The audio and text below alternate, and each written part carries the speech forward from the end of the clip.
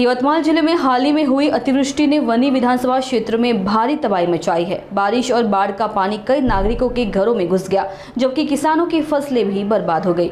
इस beach विधायक संजय देरकर ने कहा है कि तहसील प्रशासन द्वारा पंचनामा किया जा रहा है और कोई भी नुकसानग्रस्त परिवार सरकारी मदद से वंचित नहीं रहेगा। उन्होंने भरोसा दिलाया कि सभी प्रभावितों को जल्द से जल्द सहायता राशि दिलवाने के लिए वे पूरी तरह प्रयासरत है।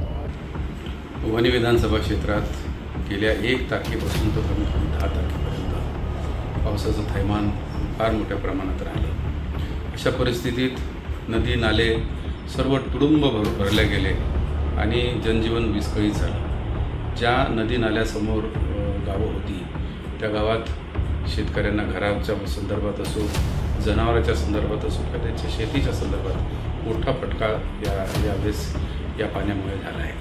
परंतु हे काही शेतकऱ्यांनी घाबरायचं काही कारण नाही, कारण या ठिकाणी आम्ही SDO असो, तहसीलदार असो, प्रत्येक तिन्ही तालुक्याच्या यांना आदेशित केलं आहे की त्यांचे पंचनामे करा, लवकरात लवकर त्यांचं घराचं नुकसान झालं असेल तर घराचे पंचनामे करा, शेतीचं नुकसान झालं असेल तर शेतीचे पंचनामे करा, जनावरांचे काही नुकसान झाले असेल त्याचेसुद्धा पंचनामे करण्यासाठी असे निर्देश त्यांना दिले आहेत। त्याच्यामुळे या पूर परिस्थितीला, आता पूर परिस्थिती दरवर्षी आमच्या भागात आहेच, यावेळेस जवळपास कोलार पिंपरी हे गाव तर WCLच्या चुकीमुळेच त्यांचे मोठे मोठे ढिगारे जे आहे, मातीचे ढिगारे आहे, त्याच्यामुळे पाणी अडल्या जाते आणि ते पाणी सर्व गावात शिरलं जाते। वारंवार आम्ही त्यांना सांगूनसुद्धा ते अजूनपर्यंत त्यांनी ते ढिगारे किंवा त्या गावाचं पुनर्वसन अजून केलं नाही। आम्ही यावेळेस शासनाला विनंती केली की हे गावाचं पुनर्वसन करा, त्यांना ज्या सोयी आहे त्या सोयी आता पुरवाव्या, आता जे त्यांचं नुकसान झालं आहे त्या नुकसानाची भरपाई त्यांना द्यावी,